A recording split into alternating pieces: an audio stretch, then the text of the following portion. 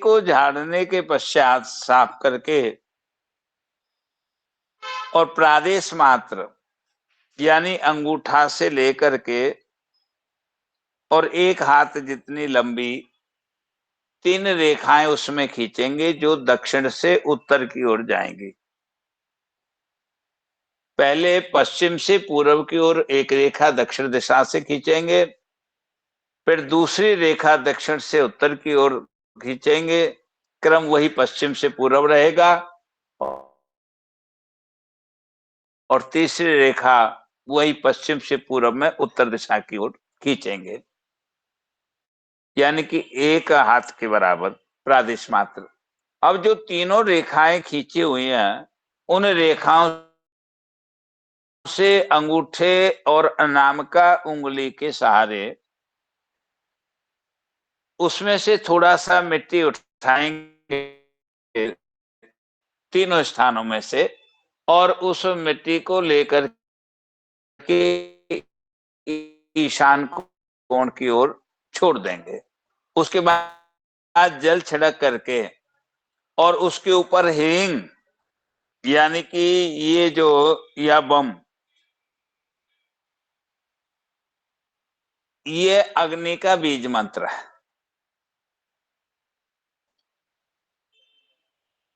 ह्रीम, ये मायावी बीज मंत्र का उच्चारण करके अंगूठे से और अनामिका के सहारे से मिट्टी को एक तरफ रख करके ईशान कोण में, और उसके बाद में कुंड से हुम फट कह करके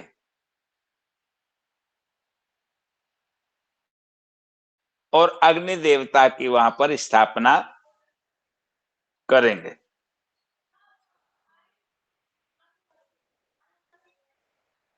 अग्निदूतम पुरोदते हव्यवाह मुपब्रवे देवा आशा दया देह। इस मंत्र के द्वारा अग्नि की स्थापना करेंगे।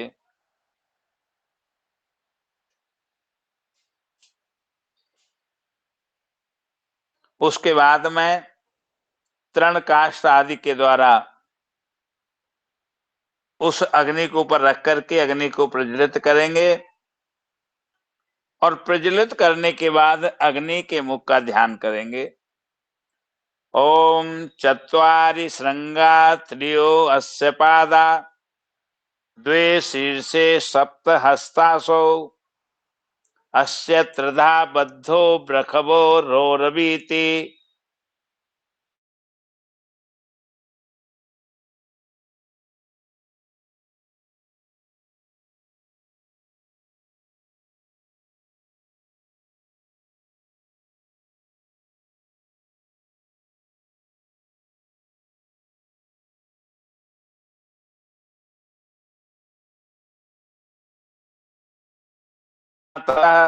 मम सन्मुखो भव।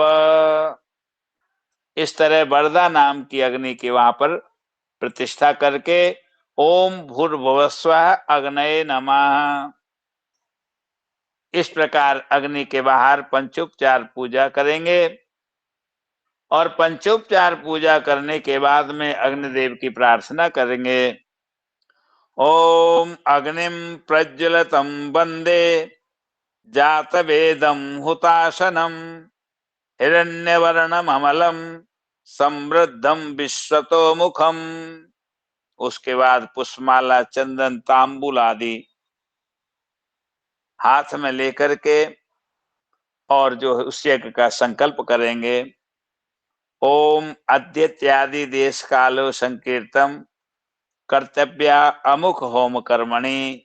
जिस कार्य के लिए हवन कर रहे हैं उस कार्य के यानी गृह शांति होम कर्मणि कृताकृत वीक्षण रूप ब्रह्म कर्म कर्तुम अमुक गोत्र अमुक शर्माणम व, उस प्रकार जो है प्रदक्षिणा पूर्वक जो ब्रह्मा बनाए हुए कुशा के या जो ब्राह्मण वहां पर स्थापित किए गए ब्रह्मा के रूप में तो पुष्प चंदन तांबुल बासुर ब्रह्मत्वेन त्वामहम व्रणे, और ब्रह्मा के रूप में उनका वर्ण करेंगे। तत् मंगल सूत्रम बद्ध्वा ब्राह्मणम वृणुयात व्रतोस्मिति इति वचनम, यानी कि वर्ण करेंगे ब्राह्मण का, और ब्राह्मण व्रतोस्मि कह करके यथा विहितम कर्मम कुर्वती आचरण युक्ते कर्वाणिति प्रतिवचनम।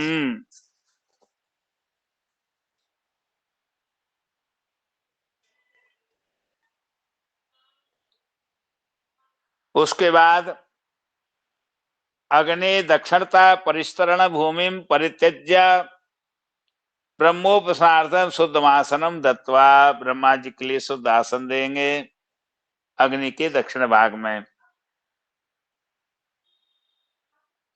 और उसके बाद अस्मिन अमुक हवन कर्मणि त्वं मे ब्रह्मा भव इत्यभिधाय भवानीति तेनोक्ते ब्रह्म लक्षण लक्षितम ब्राह्मणम तद्भावे, यानी कि ब्रह्मा वो बन सकता है जिसको चारों वेदों का ज्ञान हो। यदि ऐसे ब्राह्मण ना हो, उस अभाव में जो है ना कुशा का ब्रह्मा बना करके स्थापित करेंगे। और गंधाक्षत भी संपूज्यते, यानी कि एक पात्र में 256 मुट्ठी चावल से उस पात्र को भर करके और उसमें कुशा का ब्रह्मा बना करके उसकी स्थापना करेंगे, और गंधा देवी से उसकी पूजा करेंगे। और ब्रह्मा जी से लेकर के और यजमान तक एक मौली का धागा लेकर के उसके घुटनों तक लेकर के जाएंगे, और उसके बाद में अब अग्नि की जो प्रज्वलित हुई है, अब वहां पर अग्नि के जो है दक्षिण भाग में, यानी कि ब्रह्मा जी के पास में जो एक आज चरुस्थाली है, यानी एक पतीला जो है उसमें जल आ डालकर जो चावल डाले हुए हैं, प्राय से आजकल ये यज्ञों में नहीं होता, इसलिए आचार्य गण जो है पहले से थोड़ी सी खीर या चावल उबलवा करके रख लेते हैं अलग से, क्योंकि प्राय से आजकल हवन में, क्योंकि इतना समय भी नहीं होता और ये क्रिया बहुत कम लोग कर पाते हैं, क्योंकि बाद में वो चरु बलि आदि के कार्य में प्रयोग किए जाते हैं।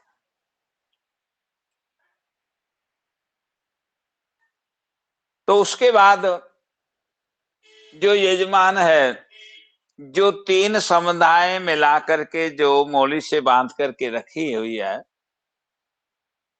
उन तीनों समुदायों को घी में डुबो करके और हनुमान जी की तरह आसन पर बैठ करके, और फिर उनके साथ जो 7 कुशाओं की बनाई हुई है उसको बाएं कंधे पर रख करके दाहिने हाथ से जो है चुपचाप जो है अग्नि में छोड़ देंगे 3 कुशाओं को।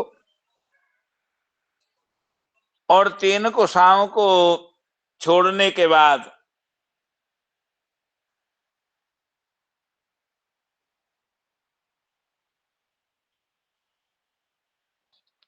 उसके बाद सब सामग्रियां तो पहले की तरह जो है अपने अपने स्थान पर रखी हुई थी, जैसे कि पूर्व में बताई गई। उसके बाद यजमान श्रवा लेकर के मौली आदि कंकड़ बांध करके उसकी पूजा करेंगे, और श्रवा को जो है गर्म करके अग्नि के चारों ओर घुमा करके,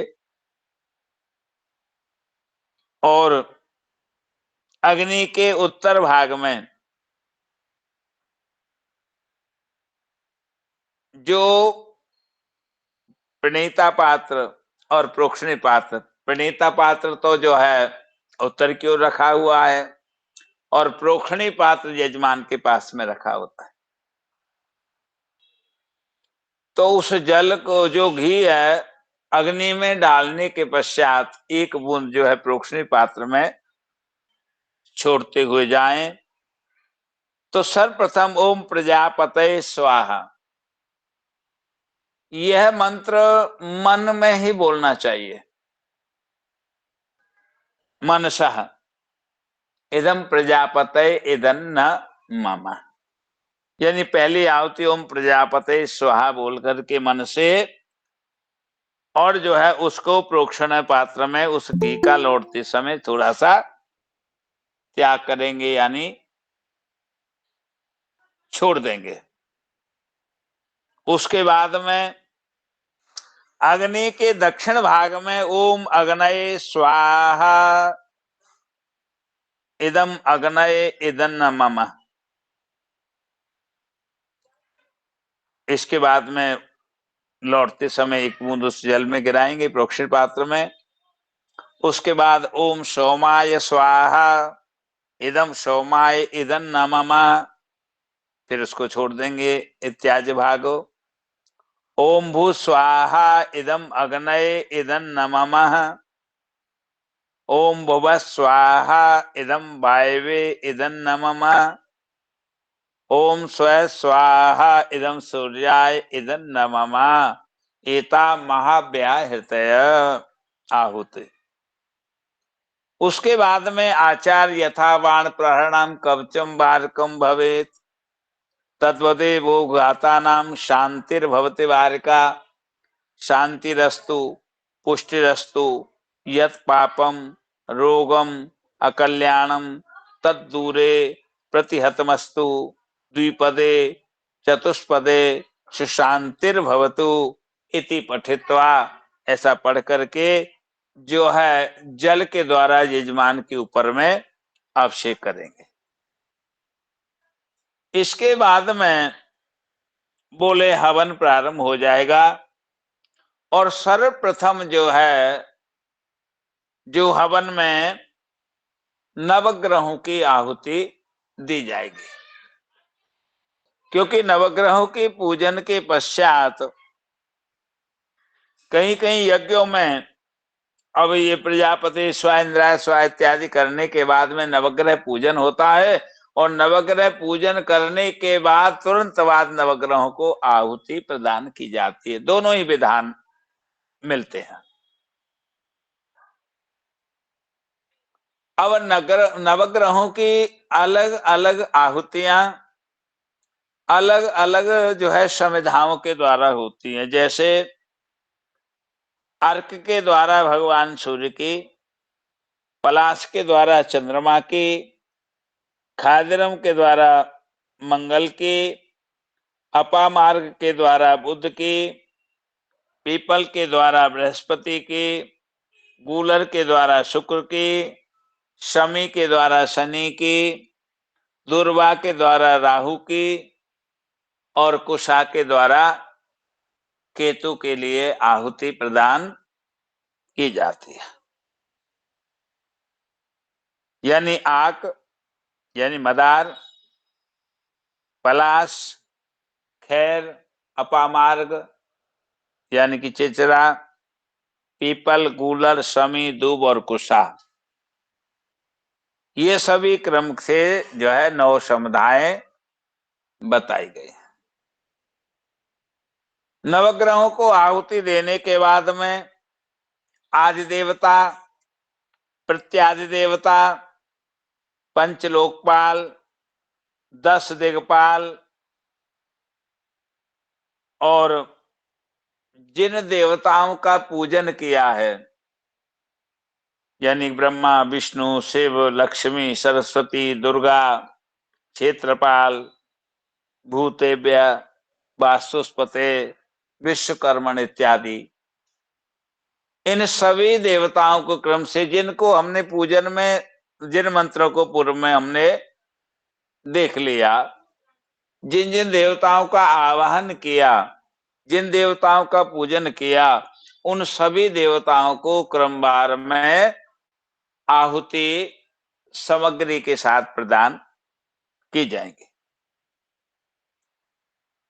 उसके बाद सभी देवताओं की आहुति देने के बाद में आप जिस देवता का अनुष्ठान कर रहे हो विशेष रूप से, या जिस ग्रह की शांति कर रहे हो, जिस ग्रह का, जिस देवता का मंत्र जाप किया गया है, उस प्रधान देवता का उसके बाद में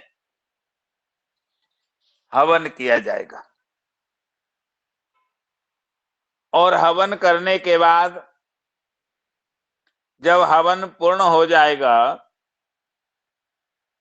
तो हवन पूर्ण होने के बाद में अब जिन देवताओं का आवाहन किया था उन देवताओं को बलि प्रदान की जाएगी।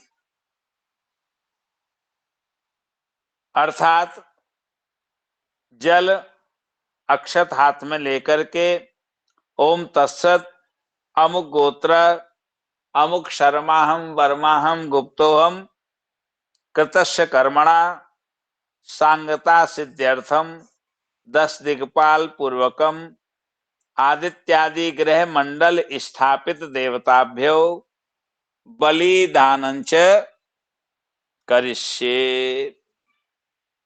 इस प्रकार संकल्प लेकर के और बलिदान प्रारंभ करेंगे। अब किस किस देवता को बलि प्रदान की जाएगी, इसको कल की क्लास में हम समझेंगे।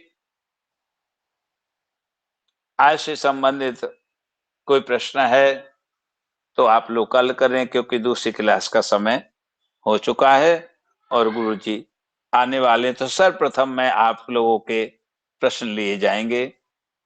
सभी का बहुत बहुत धन्यवाद। सभी को राधे राधे। प्रणाम गुरु जी। राधे राधे गुरु जी। राधे राधे गुरु।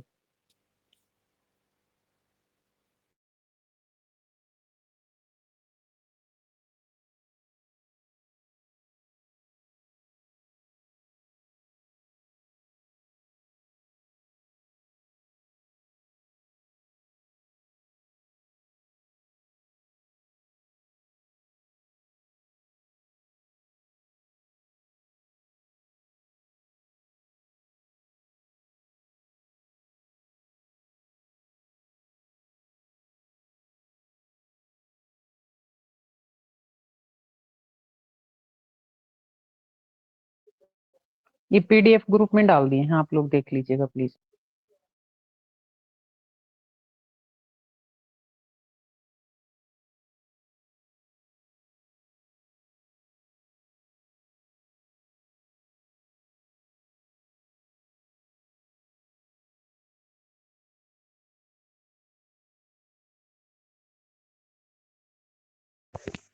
हेलो सुनीता दीदी। जी राधे राधे। राधे दीदी राधे। ये पूछना था, यहाँ पे वास्तु का कोर्स भी करवाते थे ना संस्थान में, उसके बारे में दोबारा कोई है अपडेट? अभी तो कोई आइडिया नहीं है इसका। पहले इसमें रिकॉर्डिंग में देखो आप, बिल्कुल स्टार्टिंग में भारतीय ज्योतिष संस्थानम की, तो उसमें मिलेंगे आपको यूट्यूब के ऊपर ना। ठीक है। 24 से शायद स्टार्ट होंगी, तो उसमें रखी होंगी शायद। जी ठीक है। जी जी ठीक।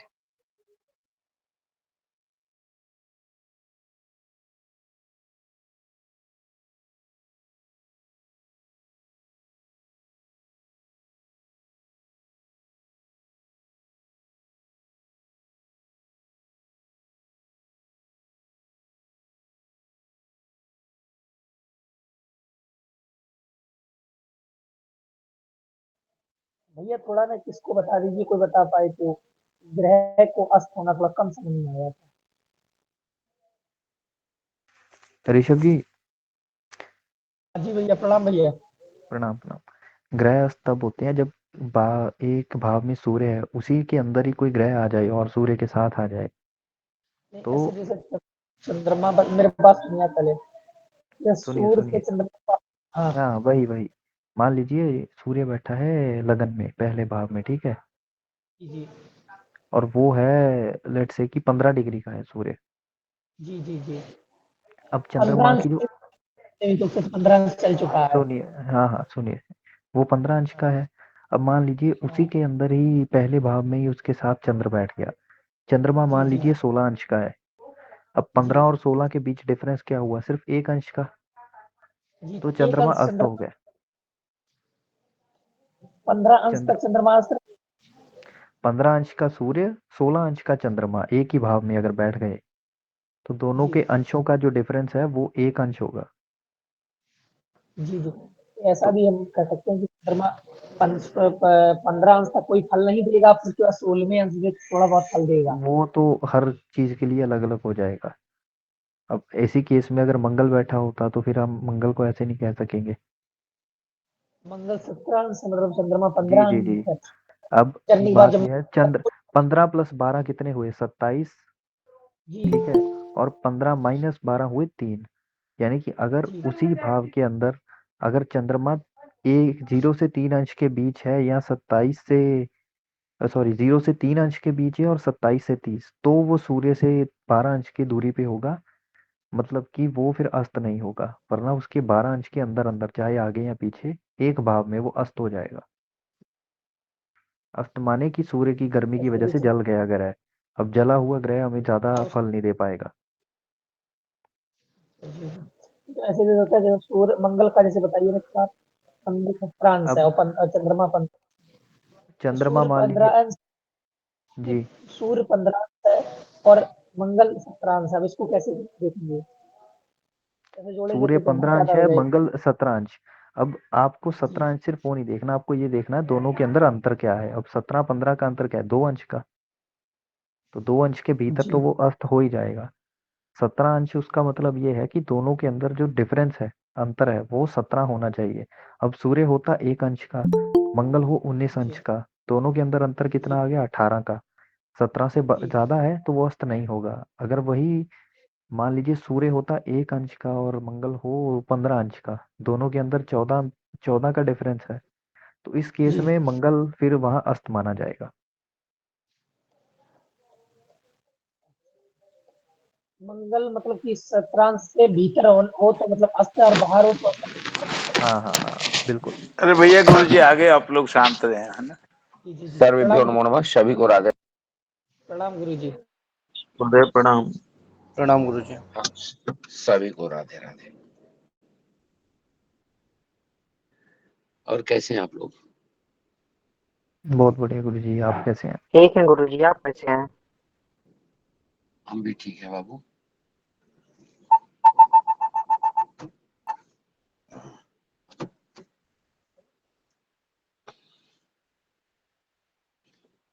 बस 1 मिनट आप लोग रुकिए, बस तुरंत बुलाते हैं।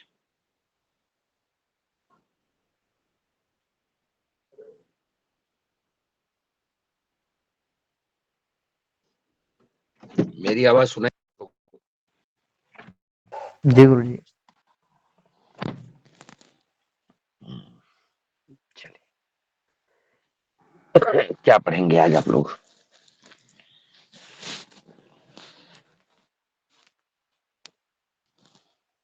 कहाँ तक पढ़ लिए वो बता दो मुझे। गुरु जी कल हमने ग्रहों अस्त का अस्त गुरु ग्रहों जी। का अंश पढ़ा था। अच्छा, ठीक, बहुत सुंदर। तो अभी तक समझ में आ गई जितना हमने पढ़ाया? जी। हमने क्या पढ़ाया, आप लोगों ने पढ़ा, हमने तो केवल बताया है, पढ़ा तो आप लोगों ने। चलिए, एक तो ग्रहों की अवस्था आप लोगों ने पढ़ी थी, एक अवस्था और पढ़नी है आपको। ग्रहों की एक अवस्था आपको और पढ़नी है। लिख लो, ग्रहों का प्रभाव। अवस्था मत लिखो, प्रभाव लिखो। ग्रहों का प्रभाव।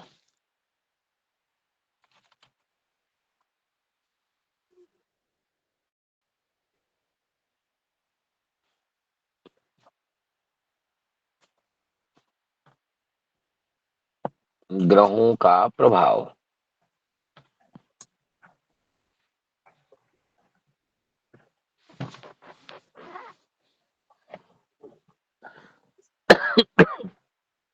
हो गया? जी। लिखिए,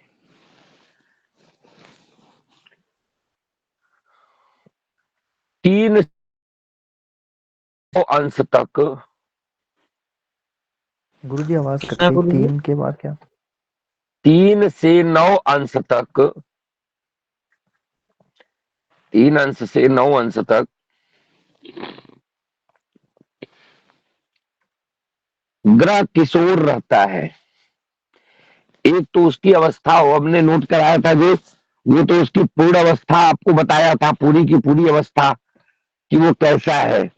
लेकिन सभी ग्रहों में ग्रहों का प्रभाव कितना देगा, वो ग्रह कितना प्रभावशाली होगा, उसके लिए हमें उनकी अवस्थाओं को एक बार समझना पड़ेगा। तो पहले जो है वो 3 अंश से 9 अंश तक ग्रह किशोर रहता है, कोई भी ग्रह हो। अब वो आगे उनकी अवस्थाएं, वो बाल्यावस्था, मृतावस्था जो अवस्था है, वो तो अवस्था है ही। पर 30 अंश के बीच में ग्रह कितना प्रभावशाली होगा, उसके को जानने के लिए एक और चक्र होता है, जो हम आपको बता रहे, 4 भागों में विभाजित होता है। 3 से 9 अंश तक किशोर रहता है ग्रह, इसका प्रभाव अल्प रूप में होता है। जब ग्रह 3 अंश से, कोई भी ग्रह 3 अंश से 9 अंश तक के बीच में होता है, तो ये पूर्ण रूपेण प्रभाव नहीं दिखा पाता, अल्प प्रभाव दिखाता है, बहुत हल्का प्रभाव होता है। प्रभाव देगा, जैसा ग्रह है वैसा प्रभाव देगा, पर उतना ज्यादा प्रभावशाली नहीं होगा, थोड़ा कम प्रभावशाली होगा।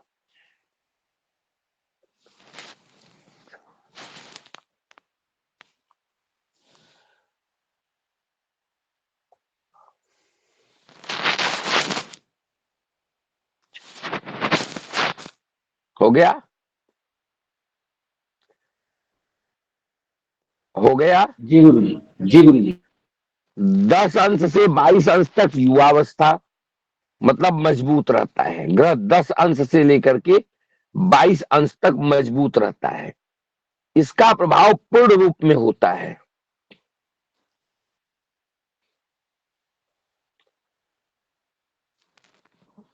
युवावस्था का नाम दे सकते हो इसका, पर मूल अवस्था ये तो वही है जो हमने आपको पीछे लिखा दिया, इसका केवल नाम दे सकते हो।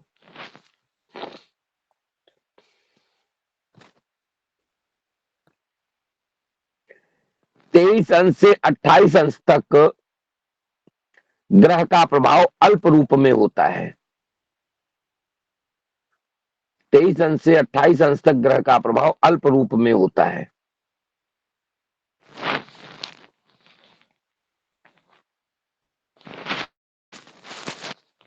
तेईस अंश से 28 अंश तक ग्रह का प्रभाव अल्प रूप में होता है।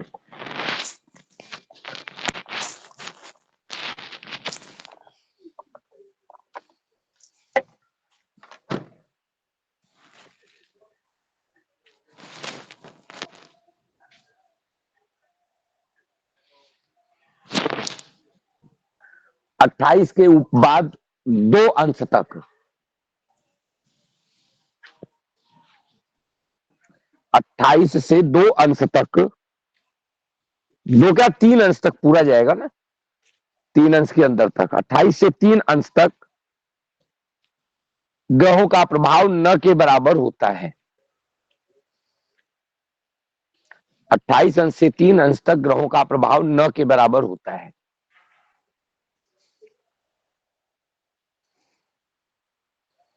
ये बात समझ में आई? जी गुरु। सरल था, इसमें कोई बहुत ज्यादा वो नहीं था कि बहुत ज्यादा कुछ समझना है। और ये समझ लो कि ग्रहों का प्रभाव जो है वो 28 अंश के ऊपर, 28 अंश से जो ही ग्रहों का प्रभाव ऊपर होता है, 28 अंश से 3 अंश के मध्य तक, तो क्या होता है, उसका प्रभाव वह पूर्ण रूप से प्रभावी रहता है। ठीक है? अरे वो न के बराबर रहता है। 3 अंश से लेकर के 9 अंश तक जब वो होता है, 9-10 अंश तक, कितना लिखा है हमने? 9 से 9 22। अंश, 9 अंश तक। 3 से 9 अंश तक किशोर रहता है। 3 से 9 अंश तक किशोर रहता है। फिर 9 अंश के ऊपर, 9 अंश से 22 अंश तक, 9 अंश से 22 अंश तक या युवाओं के जैसा, मतलब पूरा प्रभाव वो इसी समय में दिखा देता है। और फिर 22 से लेकर के 29 तक ये जो है वो फिर अल्प प्रभाव में रहता है, और 29 से लेकर के 3 तक फिर वह न के बराबर प्रभाव दिखाता है। तो ये 30 अंश में ग्रहों की ये क्राइटेरिया है, और इसी प्रकार से ग्रह विभाजित रहते हैं। ठीक है, तो ये ग्रह प्रभाव दिखाते कब कब है, तो सभी ग्रहों की क्राइटेरिया है कि अगर उन ग्रहों का अधिकार है, वो ग्रह मजबूत है, तो और उन ग्रहों की स्थितियां चल रही, दशा महादशा चल रही है, तो किस दशा में या किस अवस्था में, किस महादशा में ये अपना प्रभाव दिखाएंगे, उसके लिए सभी ग्रहों को एक क्रम से लिख लो। सूर्य का लिखो,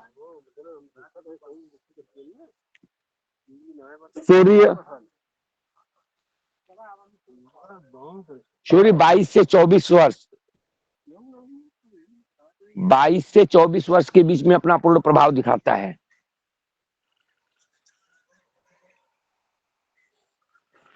चंद्रमा 24 से 25 वर्ष, चंद्रमा 24वें और 25वें वर्ष में अपना पूर्ण प्रभाव दिखाता है। 256 चंद्रमा कितना गुरुजी? 24 से 24 से 25 अंश, 24 से 25 अंश। मंगल का भाग्योदय होता है 28 से 32 वर्ष। ये घंटा पढ़ा देता। मंगल का भाग्योदय होता है 28 से 32 वर्ष। बता दे, हमारी याद है नहीं।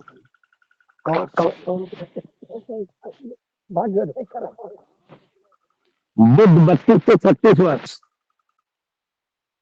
आप चल जाता पर तो कैसे बताओ लड़कियों की वजह से जल्दी निकलो। देर है, इलाहाबाद आ गई है। 11:30 बजे खावा तो पहुंच जाएगी। 32 से 36 वर्ष हो गया। गुरु 16वें वर्ष, गुरु 16वें वर्ष, 22वें वर्ष और 40वें वर्ष में अपना प्रभाव दिखाता है, पूर्ण प्रभाव दिखाता है। 22वें, 22वें,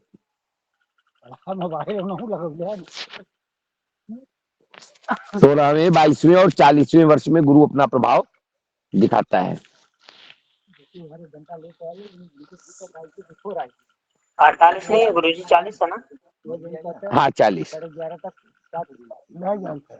अगर बहुत बिफोर रही ना तो जब प्लेटफॉर्म खाली रही तब तक लगाई। हाँ तब आवाज ही आ गई। आउटर पे खड़ा था। शुक्र 25 से 28,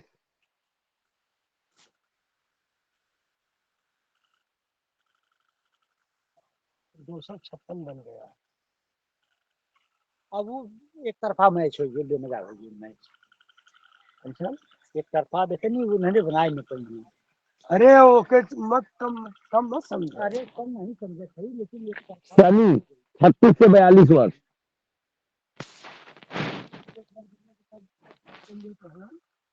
हमारा ही है। हाँ ये बात नहीं। 36 से 42 वर्ष। कौन रहा है? कौन देख रहा? हाँ राहु 42 से 48 वर्ष,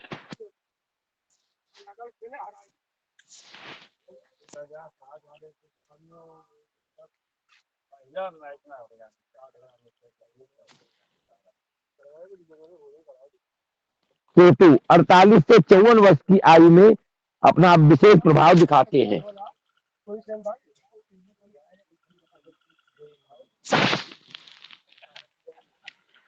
अपना विशेष प्रभाव दिखाते हैं।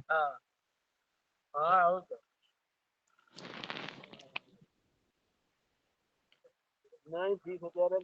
हम पहले रात हमसे खुले आ जाएगा। नहीं तो आया नहीं कौन सा।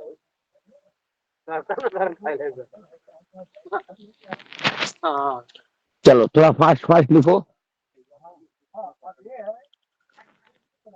ग्रहों से संबंधित रोग, ग्रहों से संबंधित रोग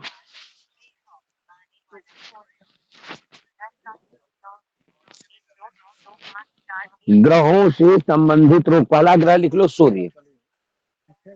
इस ग्रह से कौन कौन से रोग होते हैं?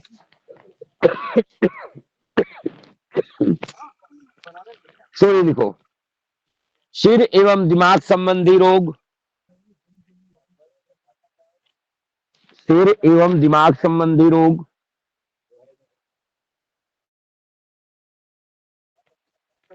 गर्मी और जिगर से संबंधित रोग,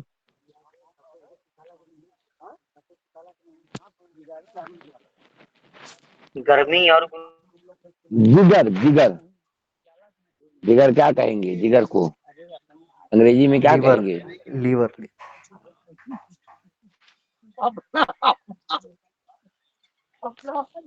जिगर संबंधित रोग, जिगर यानी कलेजा होगा शायद। जो होता हो जिगर का मतलब आप लोग समझ लो, का बस का बताएं। जिगर का मतलब क्या होता है? कलेजा, लंग्स, यही हुआ ना?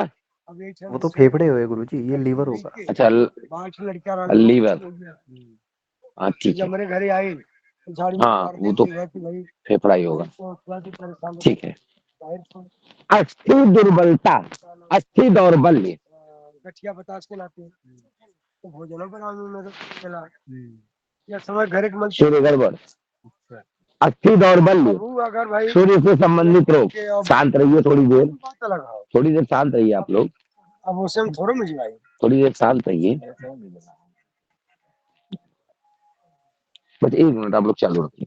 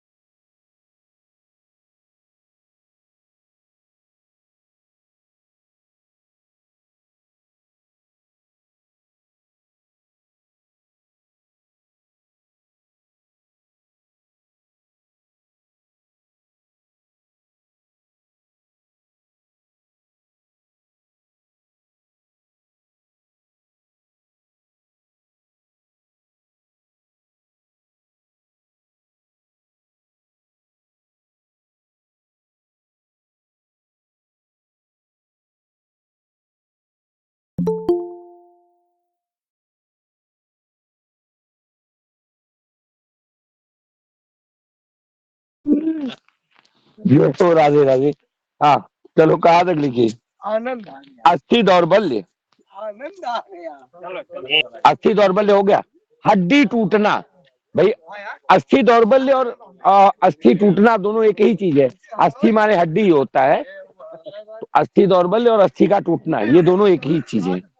दौर्बल्य माने दुर्बल हो गया, कमजोर हो गया, और टूटना माने टूट गया। नेत्र रोग, ज्वर, ज्वर, पित्त रोग, पित्त रोग, शरीर में जलन, हृदय रोग। ऐसे बहुत से हैं, पर अमूमन जिसका सूर्य गड़बड़ है उनको इन सब बीमारियों में से परेशानी आएंगी। सूर्य गड़बड़ है तो सूर्य की दशा अंतर्दशा जब आएगी तो इनमें से ही परेशानी उसके सामने क्रिएट होगी। तो इसलिए आपको ये जान लेना जरूरी है। कभी आपने कह दिया कि भाई, अब जैसे कोई जातक आपके पास आया, आपने देखा कि उसके रोग के घर में सूर्य बैठा हुआ है और सूर्य की दशा या अंतरदशा चल रही है, तो या तो वो जो इन्हीं बीमारियों में से किसी एक बीमारी से वो पीड़ित होगा। ठीक है, और बाकी अब जब कॉम्बिनेशन बनाएंगे तो बाकी चीजें समझ में आ जाएंगी। नंबर 2 लिखिए, चंद्रमा। चंद्रमा, मेरी आवाज आ रही है ना? जी गुरुजी। लिखो, रक्त विकार। रक्त विकार क्या कहेंगे? Blood disease. Blood pressure. खून में खराबी होना गुरुजी। हाँ, नहीं, अरे वो तो हम हिंदिया वाला तो हिंदिया में समझी जाते हैं, आप लोग अंग्रेजिया वाला बताया करो तो हम को अंग्रेजी आ जाएगी ना।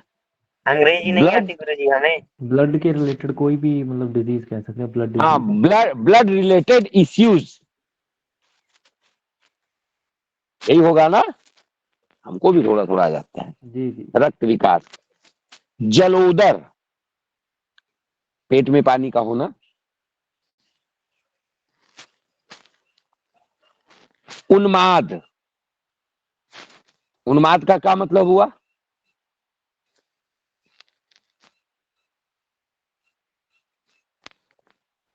उन्माद में क्या होगा गुरुजी? उन्माद, उन्माद का मतलब कौन मत बताए? वाला, मत वाला। और स्पष्ट कर दो।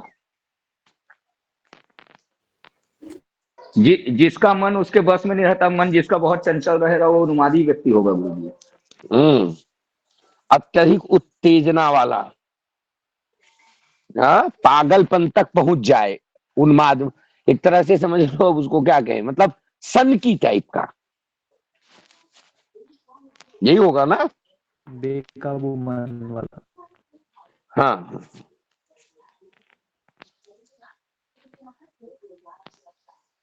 चलिए। मिर्गी,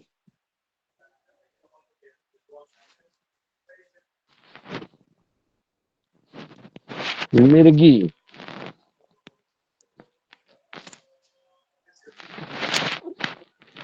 उन्माद, मिर्गी।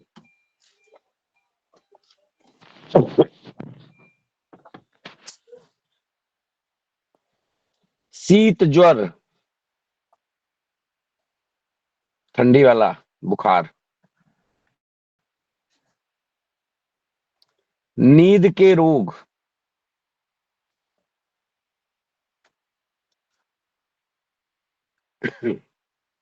नींद के रोग। पीलिया,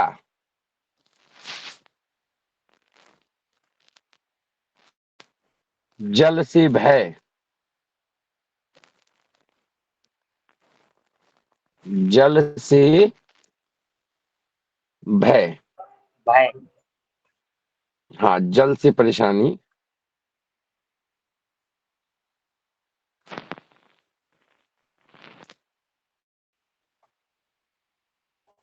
अतिसार, डायरिया।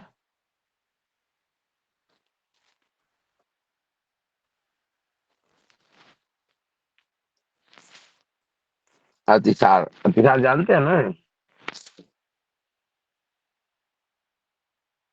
डायरिया जानते हैं?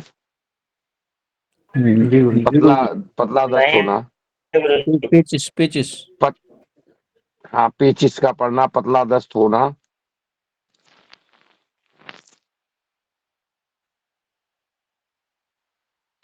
ठीक है, चलिए।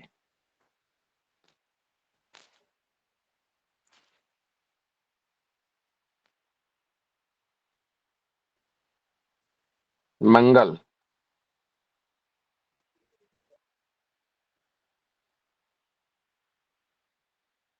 मंगल। पित्त विकार,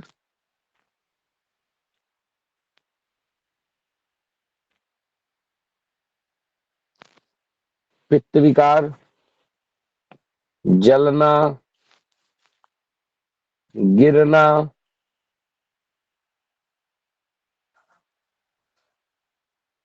चोट चपेट,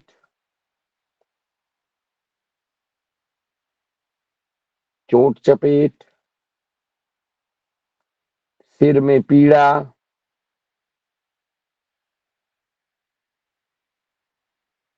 अग्नि भय, शरीर का कोई अंग टूटना,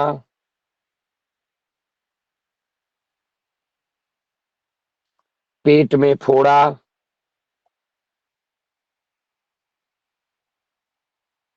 शस्त्र भय,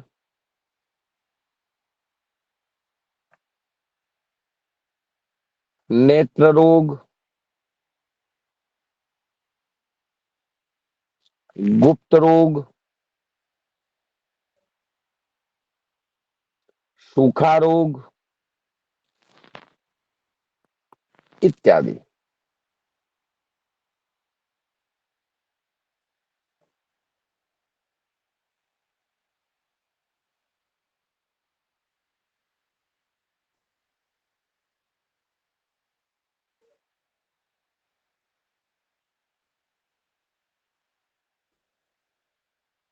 अगला बुध। बुध जो है वो मिश्रित विकार का कारक होता है, इसलिए लिखो कफ वात पित्त संबंधित विकार। कफ से भी प्रॉब्लम हो सकती है, कफ वात पित्त तीनों में कोई भी प्रॉब्लम क्रिएट हो सकती है। कफ वात पित्त विकार, त्वचा रोग,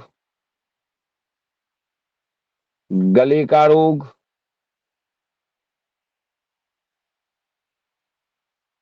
वाणी विकार,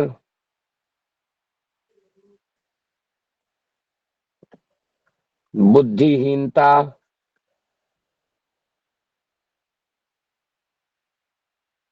बुद्धिहीनता, नपुंसकता,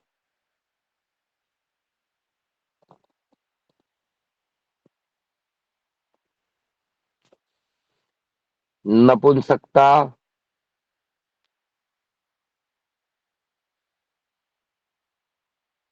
नर्वस ब्रेकडाउन, नर्वस ब्रेकडाउन।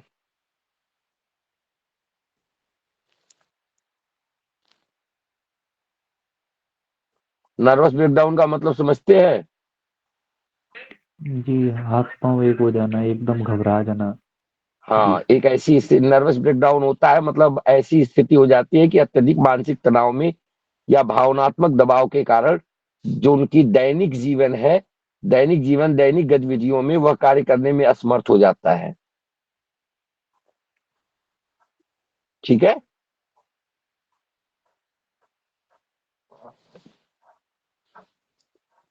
चलिए, बहुत सुंदर। बुद्ध के बाद लिखिए गुरु।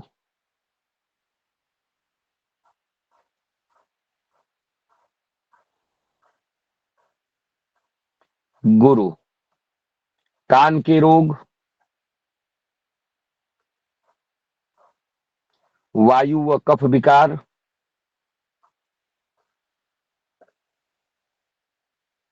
पेट का फोड़ा,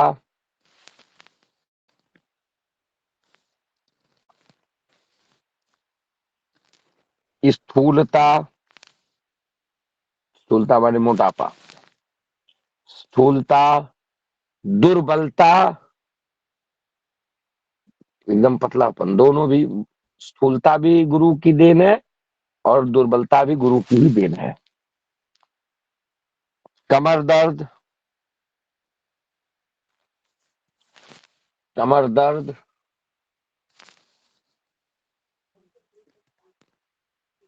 कब्ज आदि।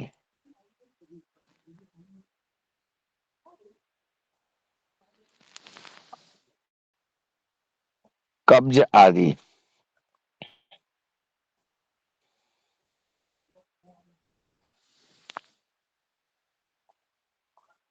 शुक्र,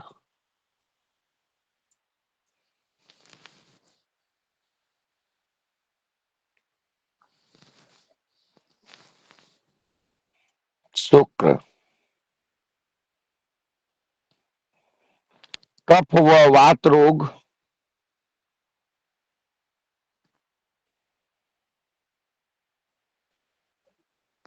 कफ व वात रोग, वीर्य विकार,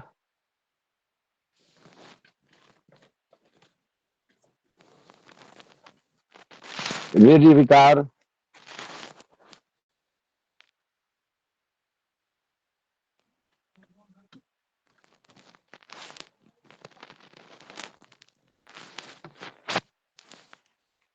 वीर्य विकार, प्रमेह, मधुमेह,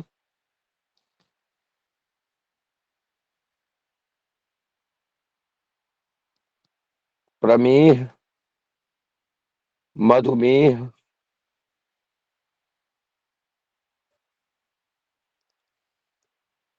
प्रमेह माने क्या होता है?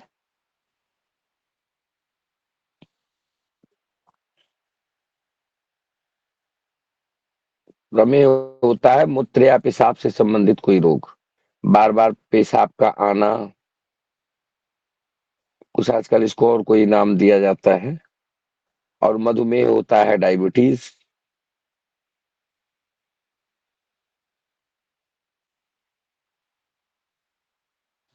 जी ठीक है।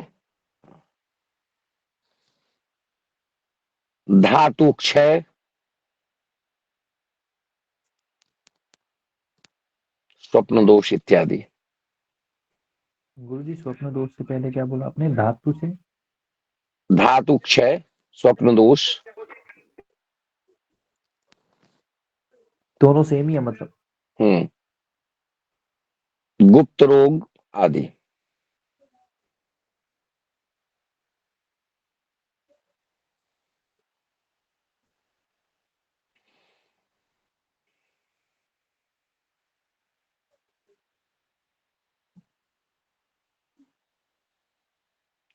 शनि,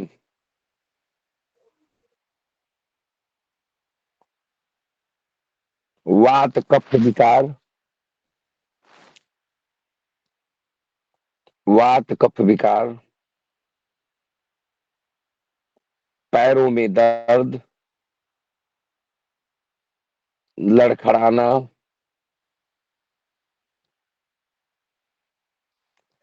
अत्यधिक श्रम से उत्पन्न विकार, बहुत ज्यादा मेहनत करने से हुआ कोई प्रॉब्लम, विकार, जोड़ों के क्या दर्द, कैसा गुरुजी? अत्यधिक श्रम से उत्पन्न विकार,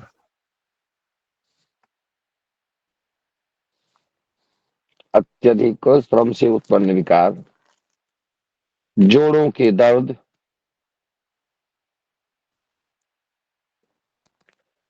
पक्षाघात, पक्षाघात थोड़ा होता है एक प्रकार का, कैंसर,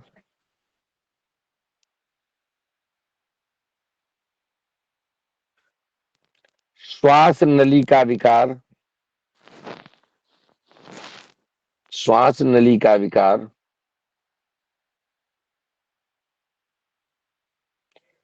टीबी रोग,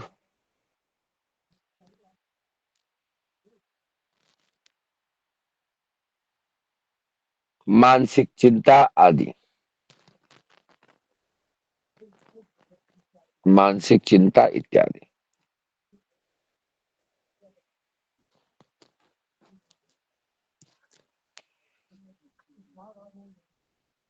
लिखो, राहु, संक्रामक रोग, संक्रामक रोग, बवासीर,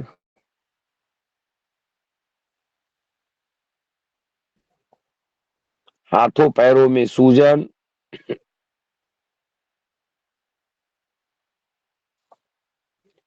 हृदय रोग,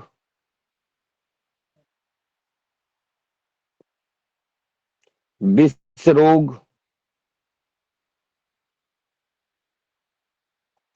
सर्पदंश, क्या चाहिए गुरुजी? हृदय रोग के आगे क्या बोला महादेव आपने? विष रोग, जिसमें शरीर के अंदर अंदर फोड़ा हो जाता है, फोड़ा फूट करके पूरे अंदर जो है वो विष बना देता है। इन्फेक्शन। हाँ, इन्फेक्शन, अल्सर, अंदर घाव हो जाना, वो भी उसके बाद इन्फेक्शन ही है, सब इन्फेक्शन में ही आता है। विष रोग। सर्पदंश,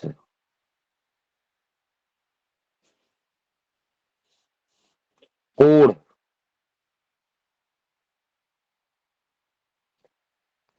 पिशाच पीड़ा,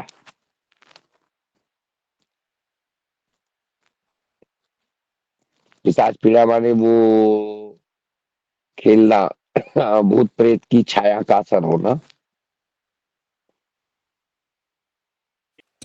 सर्पदंश के बाद क्या वर्ड बोला आपने? किसके बाद? सर्पदंश के बाद बता दो भैया। कोढ़। कोढ़। ठीक। गुरुजी भूत प्रेत लग जाना है। हाँ वही पिशाच पीड़ा, हाँ वही वही वही उसी को पिशाच पीड़ा बोलते हैं। जी। अगला लिखिए केतु।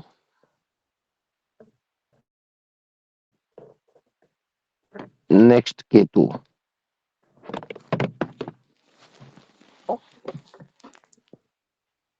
चर्म रोग, चर्म रोग, हैजा,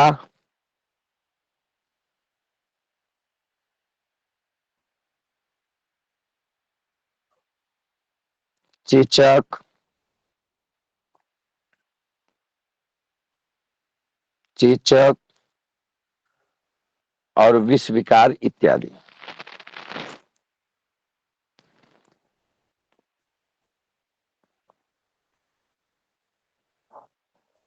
और विष विकार इत्यादि।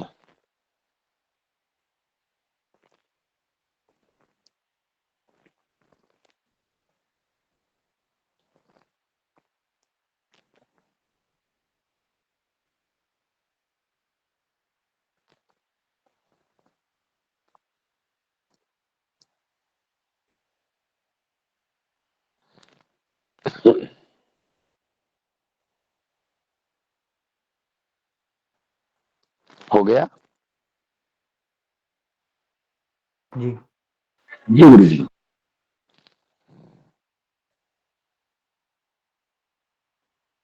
भाव के स्थिर कारक लिखा दिए कि नहीं आप लोगों को?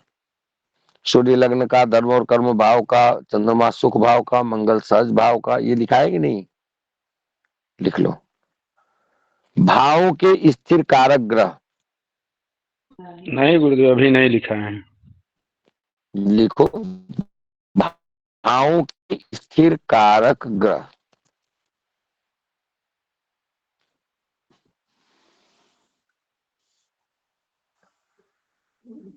भाव के स्थिर कारक ग्रह।